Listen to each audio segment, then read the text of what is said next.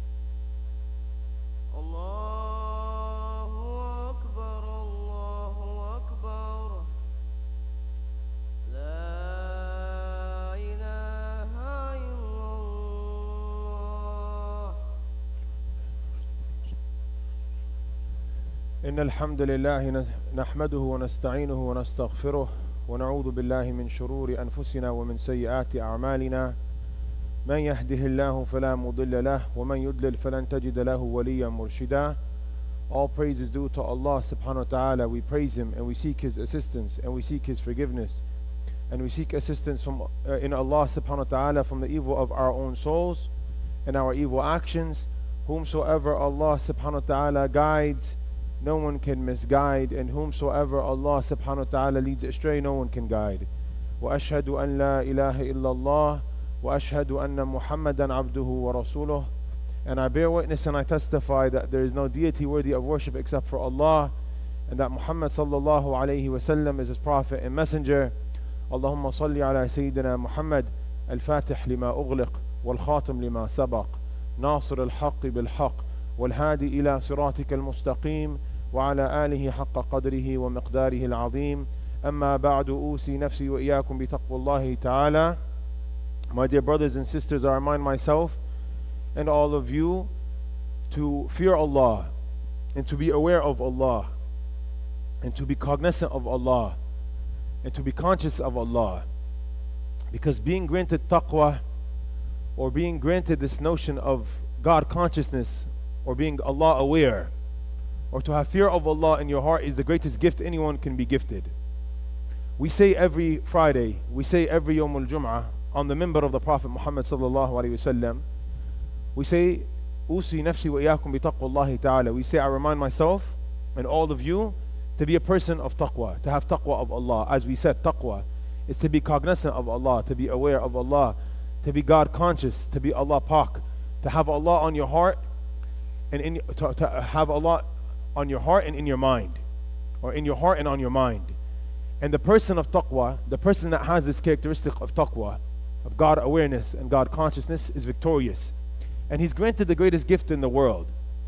And he's granted the greatest pleasure and the greatest treasure in the world. And that treasure and that gift is the gift of being with Allah and living with Allah and having Allah in your life. And the individual that has Allah in his life is not like the individual without Allah. The individual that has Allah in his life Allah subhanahu wa ta'ala guides his thoughts and guides his heart. And Allah subhanahu wa ta'ala guides his way and paves his path. And there's no wrong decision for the mu'min or the person of taqwa. There's nothing that goes wrong for the person of taqwa, because any path you take, right or left, it's a correct path as long as Allah is there with you in that path that you take. That's why, that is why Allah subhanahu wa ta'ala tells us in the Quran, in almost every single surah, to be a person of taqwa.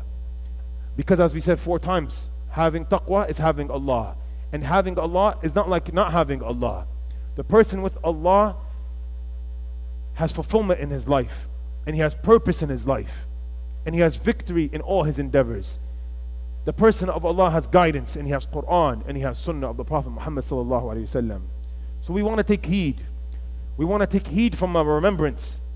We want to respond to a call, and that's the call of having taqwa. Every week we hear it, and we start off the khutbah in the muqaddimah, and in the intro of the khutbah we always say taqwa, taqwa, taqwa, taqwa, and it's like sitting down listening for the first part to move on to the next part.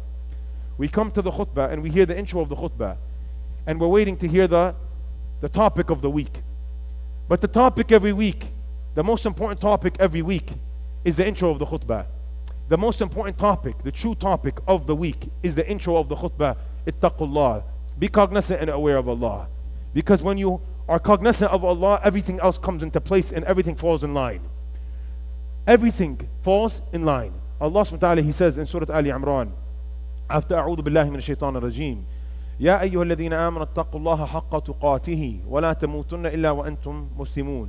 O you who have believed, fear Allah, have taqwa of Allah, and as you are meant to have fear of Allah, and do not die except in a state of submission to Him, and do not die except in a state of Islam.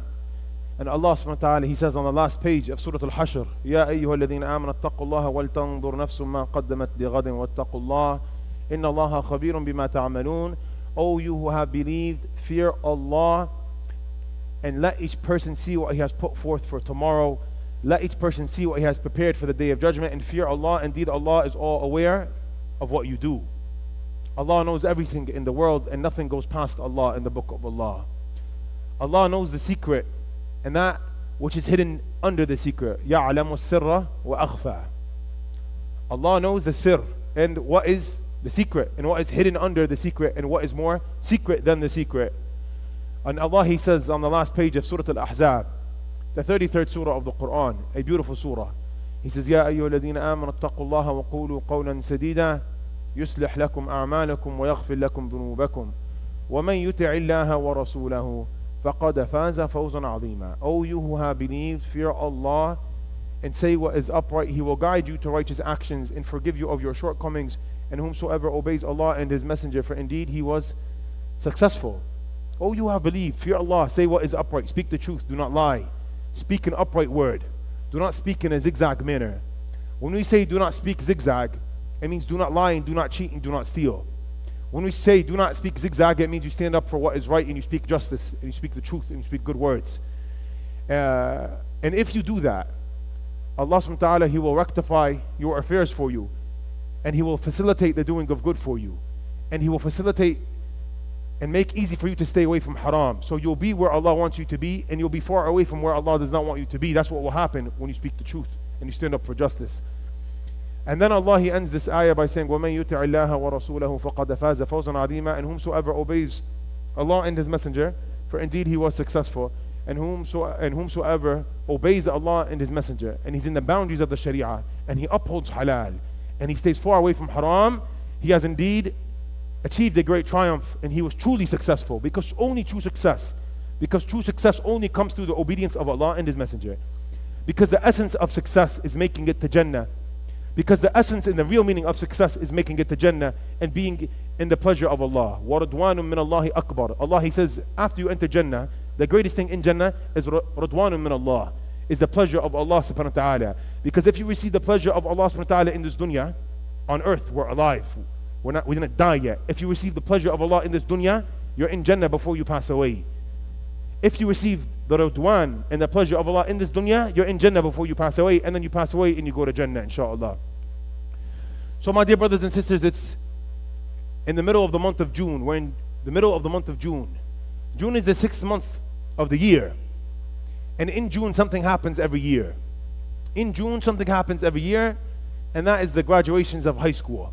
The high schoolers graduate from their high school, and school ends. So it's the end of the school year is what I'm trying to say, and the summer begins. And it's a very, very hot day today. It's about 96 degrees.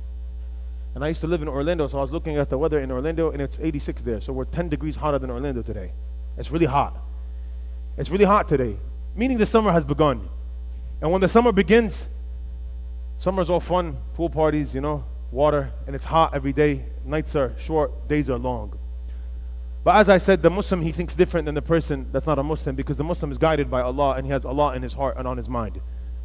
So the Muslim, he takes observations from every opportunity he can take an observation. So the Muslim, he takes an observation from every opportunity he's granted to take an observation. And the observation that the Muslim should have in the month of June is that, hey, I just graduated, hey, school has just ended, or hey, I just graduated high school. And what is next? Because right now, in the khutbah, there's a lot more young people than usual because of school not being in session. And as a youth, you should understand the value of time. Because time is the only unit in the world. Time is the only unit in the world that everyone is gifted or granted the same amount of. Pay attention. Time is the only unit on earth. It's the only unit that everyone shares the same amount of. Everyone has 24 hours in a day. Everyone has 24 hours in a day, so it's how you make use of that unit. It's how you make use of that time. That's the differentiating factor between you and someone who is successful, or you and someone who memorized the Quran, or you and a scholar. Because when we were all born with the same amount of knowledge. No one was born a scholar, and no one was born a doctor, and no one was born an engineer. You had to earn that. Through what? Through exerting effort and capitalizing on the unit of time. The white person and the black person and the yellow person and the red person and the brown person all have the same amount of time every day. And the rich person and the poor person both have the same amount of time every day. And the young person and the old person and the male and the female all have the same exact amount of time every single day. 24 hours a day. And like we said, it's all about how you capitalize and how you utilize this unit of time. Some people capitalize and they utilize this unit of time very well, and they become successful. And some people don't capitalize on this unit of time very well, and they become losers. I'll give you all a story so we can take examples and lessons and meanings. At the age of 19, I left the United States of America and I traveled to Egypt. And I'm not Egyptian, but I wanted to go study the Arabic language, and I heard that Cairo, Egypt was a great destination to study the Arabic language. So I went and I traveled to Egypt. To make a long story short, there's a masjid in Egypt, in Cairo, called Al-Azhar, Jami' Al-Azhar, the masjid of Al-Azhar. And of course the University of Al-Azhar is named after the famous mosque of Al-Azhar that was established and built by the Fatimids. They were Ismaili Shia. The Fatimids were Shia, and they used to rule over Egypt. And Salah ad-Din al-Ayyubi and the Dawla al-Ayyubiyya liberated Bayt al-Maqdis, and they liberated Palestine, and they also opened Egypt and freed it from the Ismaili Fatimids. And Al-Azhar became the strongest Sunni educational system when it was meant to be made for Shia Islam. So Al-Azhar Masjid is found in the old city of Cairo.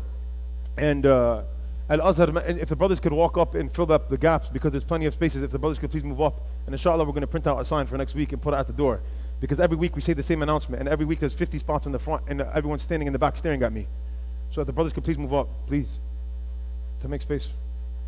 And inshallah next time we come to the masjid, we start with the front row. I'm not going to yell at you if you're in the front row. On the contrary, I'll be your friend more. It's good to pray in the front. That's the sunnah of the Prophet Muhammad sallallahu alaihi wasallam. You come and you fill up the sufuf from the beginning to end, not from the back to the front. So the first time I went to Al-Azhar Masjid, my first memory that I could I remember of me going to visit this Masjid of Al-Azhar, I remember that being from the United States of America, I was raised in a different culture and background.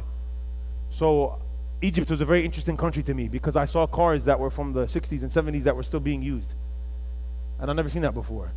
And I saw a lot of interesting things like vegetable salespeople and people that sold meat on the streets and stuff. It was very interesting. I used to observe, and people smoking, shisha on the streets. It was really interesting.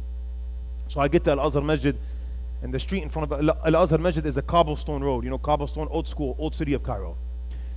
And then I see that there's these different vendors in the front of the masjid. There's different vendors. So there's a guy selling fruit here, and a girl selling fruit next to him, and a guy selling masahif, Qur'ans, and a guy selling oud, perfume, whatever, on the street that's right in front of the door. So I was with my dear beloved friend and my colleague Shaykh Osama Salhiya. He's now the Imam of ICPC Clifton. He studied in Egypt before me, and I followed his footsteps, and I went to Egypt as well, based upon or with his help and his guidance. So he was showing me Al-Azhar Masjid that day. I think it was about 2 weeks or a week after I arrived to Cairo, or 3 weeks after I arrived to Cairo. And I was observing and staring at everything with astonishment, because I've never seen a country like this. It was interesting to me. So when I got to the front door, I recognized this guy that was an older gentleman with a white beard, but short beard, very short beard, and dressed in a galabiya, like Egyptian clothing, and he was smoking a shisha pipe, and he was at a fruit stand. So we went in to pray Asr, and we finished Asr, and Shaykh Osama took me to his house, and he actually lived in that district behind Al-Azhar Masjid, about 15-minute walk between the cobblestone, small tiny streets of old Cairo, which cars can't fit in, so you have to walk with your feet. It's like old city. So we walked into the back roads, and I got to Shaykh Osama's house, and then I was blessed and amazed to see his living situation, mashallah. And I realized that Shaykh Osama is really one of the greatest gems of our community, because I saw how he lived. So years go by, and I spent 8 years in Egypt. So years go by, years pass, and eventually I spent 8 years altogether in Egypt. I go to Egypt and I come back to the United States every 2 years, and I go back to Egypt. And every single time I go back to Egypt, every single time I go back to Egypt, of course I go to Azhar Masjid all the time. Every time I go to Al-Azhar Masjid, I see the same guy sitting in front of Al-Azhar Masjid with his shisha pipe, selling his fruit. But the greatest thing that stood out to me, was one time we went to the masjid, and we were there before Salat al-Dhuhr. It was about 30 minutes before Dhuhr, and we were sitting in the open area of the masjid because there's a nice breeze. And over there's no air conditioning in the masjid. And over here, there's no air conditioning in this masjid. So we have two things in common. And we're all sweating. Every day I sweat there too. So we're in the courtyard of the mosque, and that guy that sells the fruit was there, but he was sleeping. So he was using the masjid as a place to recline, which is common in the Muslim countries because they're open and they welcome everyone. So he was knocked out, as we say. He was sleeping in the mosque, in the courtyard, and me and my friends were talking about whatever we were talking about. Then the adhan of Dhuhr came on, and he was annoyed by the adhan because it bothered his sleep, and he went back to sleep. And then the iqamah for Dhuhr went off, and we got up so we could go join the prayer, and he walked out of the mosque.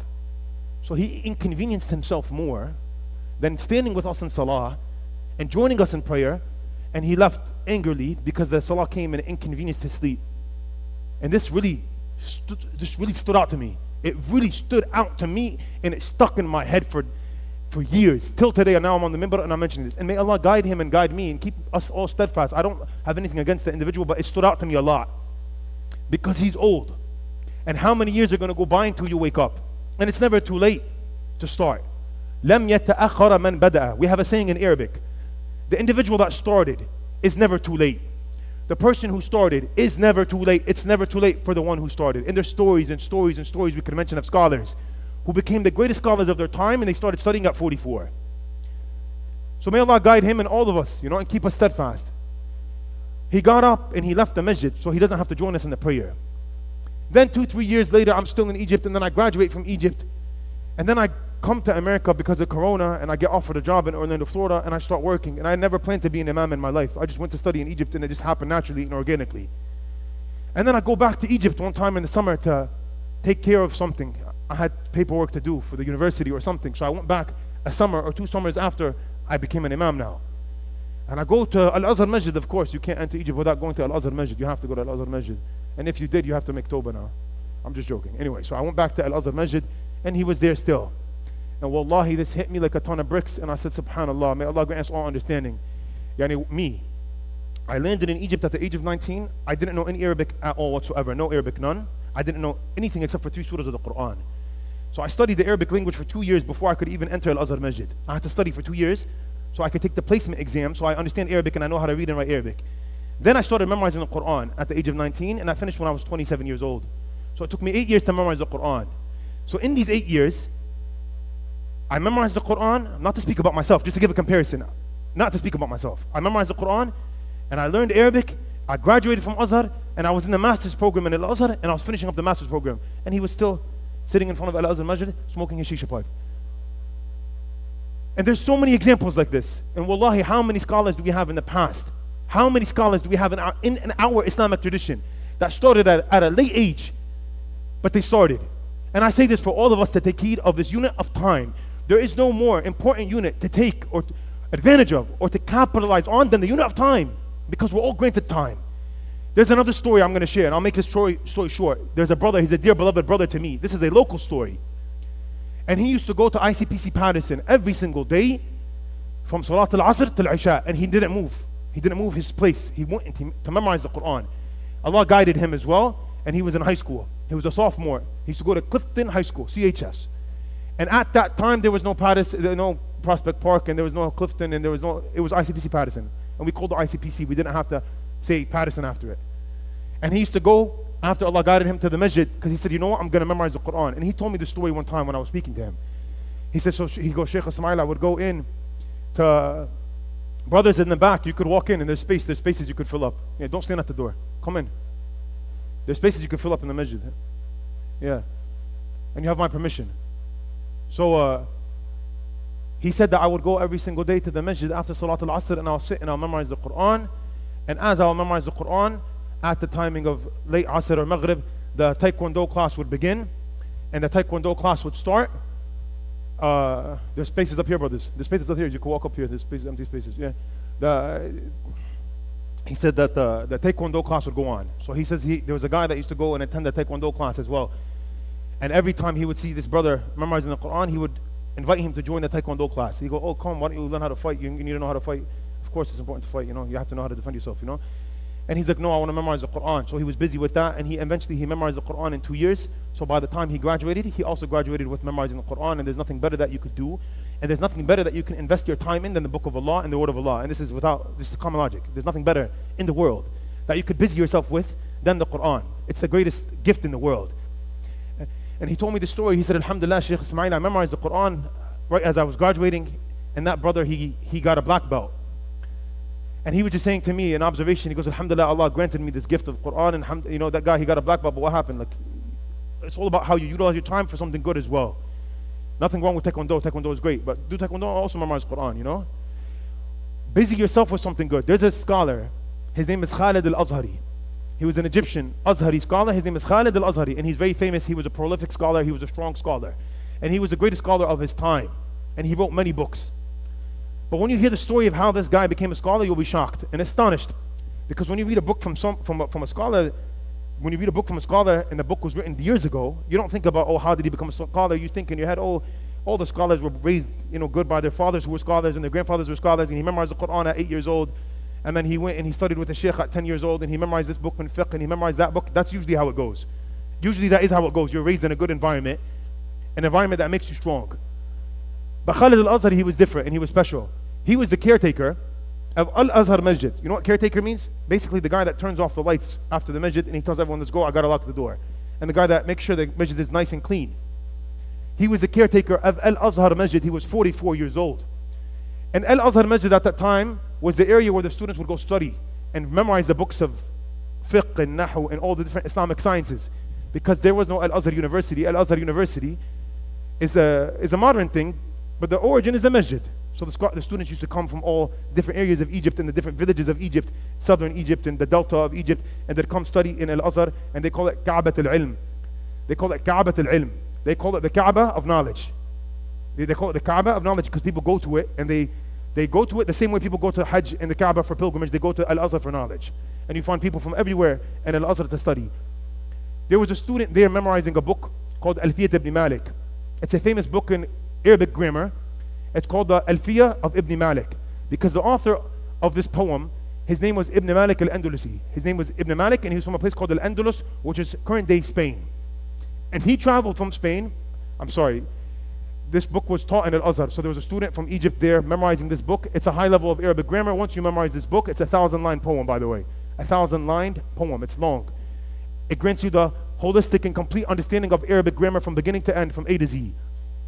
And Islamic sciences usually have books that were written that you could memorize to grant you strength in the understanding of that knowledge. So this student was memorizing, and Khalid al-Azhari was going around the mosque to turn off the candles because it was time to go home.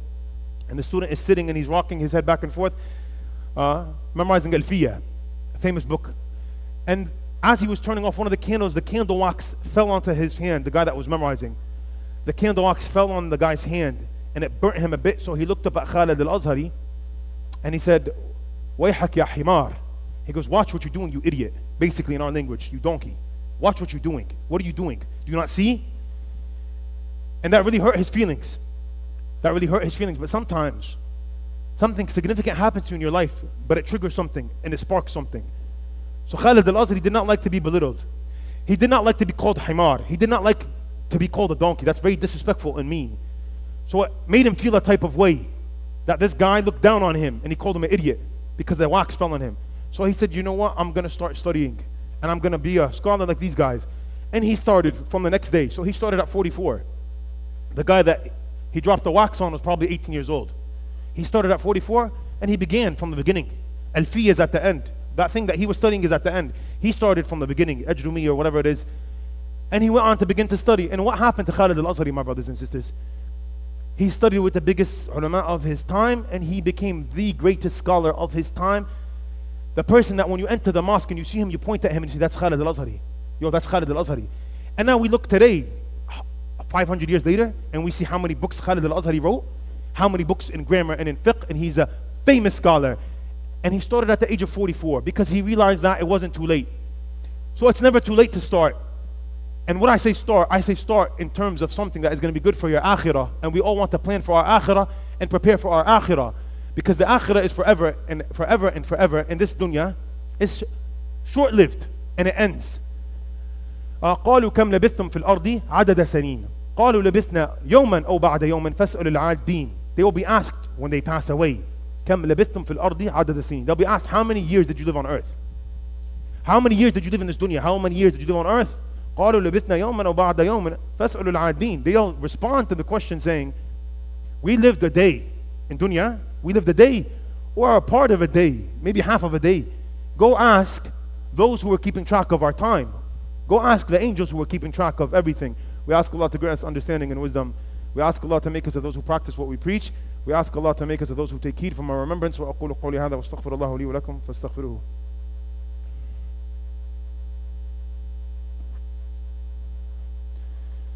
الحمد لله والصلاة والسلام على أشرف المرسلين سيدنا محمد وعلى آله وصحبه وسلم تسليما كثيرا.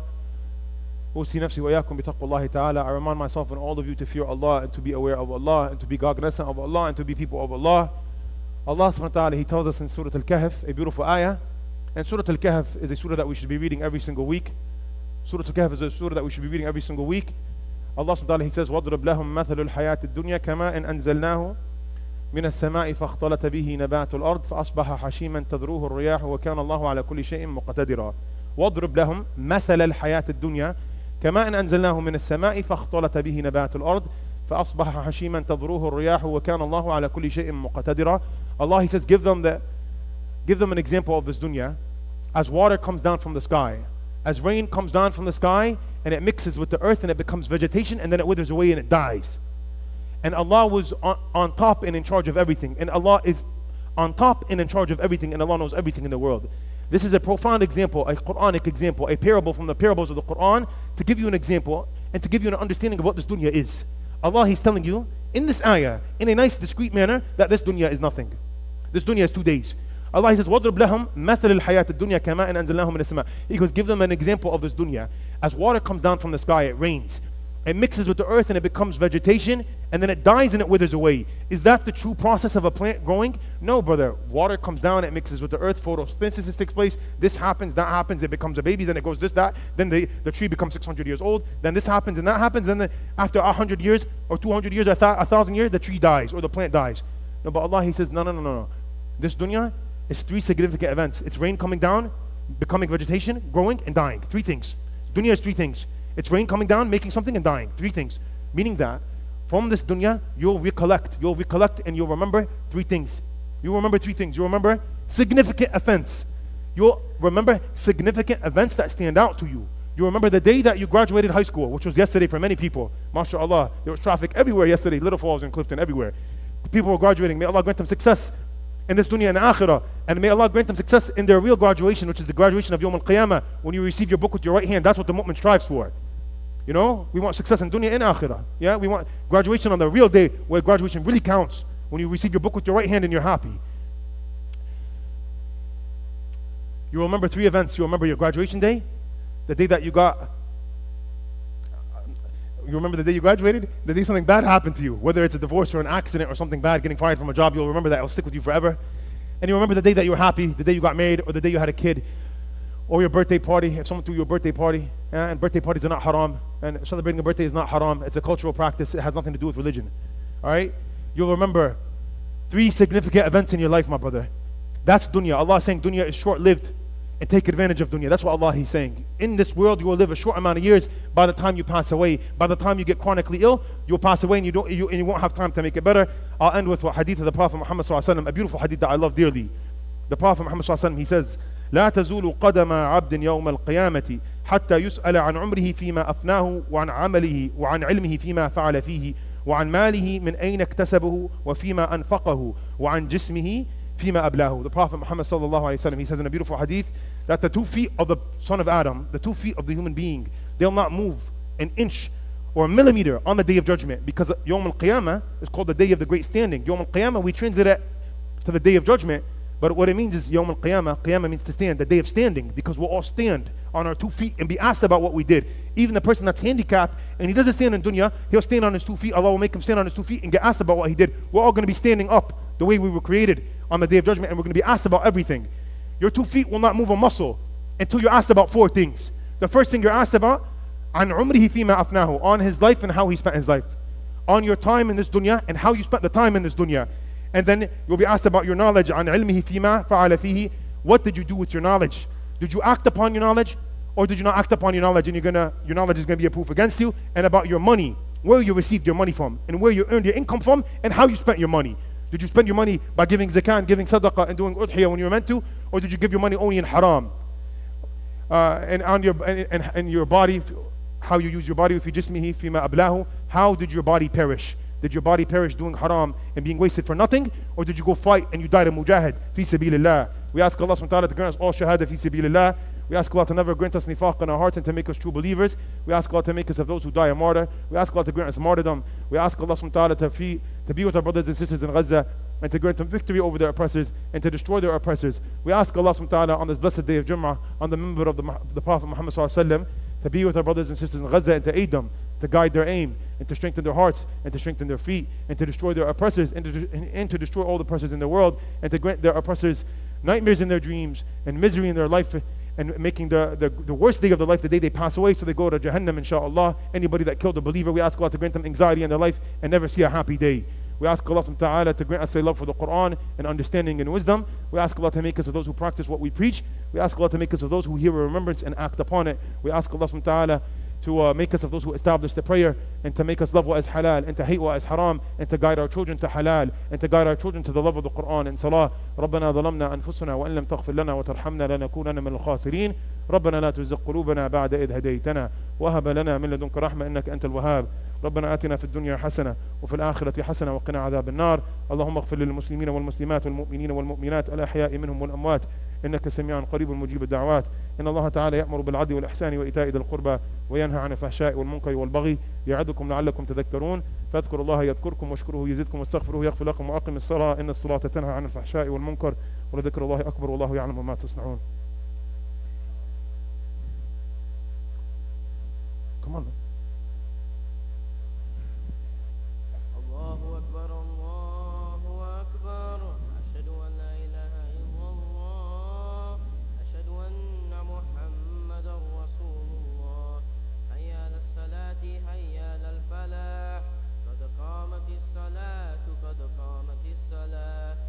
الله أكبر الله أكبر لا لا إله إلا الله وأشهد أن محمدا عبده ورسوله استقيموا واعتدلوا تراسوا. Please straighten your lines and fill your gaps up. Pray as if it is your last prayer. It's really hot. I'm going to make this a lot short, inshallah. Allahu Akbar.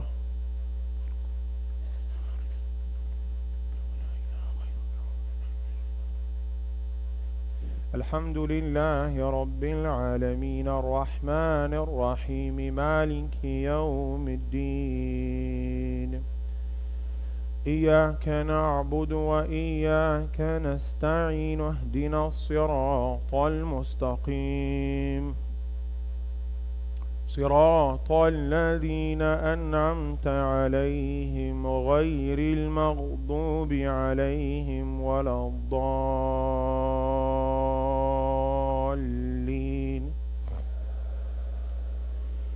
والعصر إن الإنسان لفي خسر إلا الذين آمنوا وعملوا الصالحات وتواصوا بالحق وتواصوا بالصبر. الله أكبر. سمع الله من حميده. الله أكبر.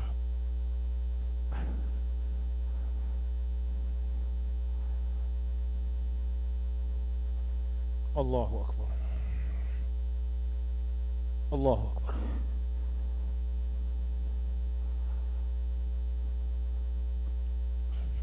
الله أكبر. الحمد لله رب العالمين الرحمن الرحيم مالك يوم الدين إياك نعبد وإياك نستعين اهدنا الصراط المستقيم صراط الذين أنعمت عليهم غير المغضوب عليهم ولا الضالين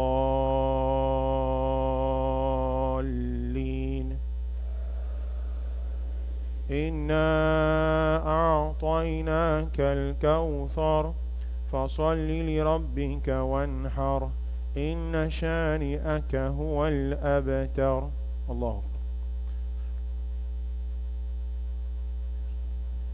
سمع الله من حميده. الله أكبر.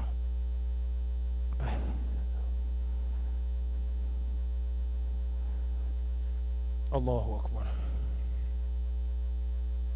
الله أكبر.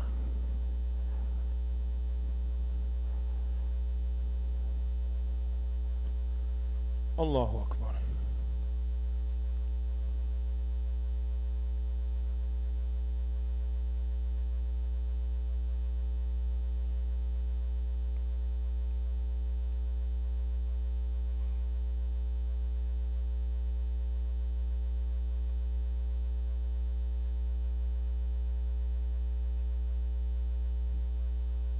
السلام عليكم ورحمة الله.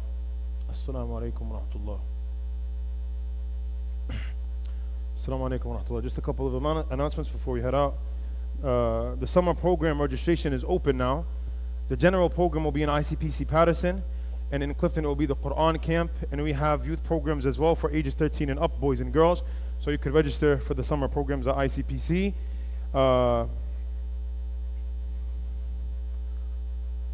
Yeah, that's it. That's it.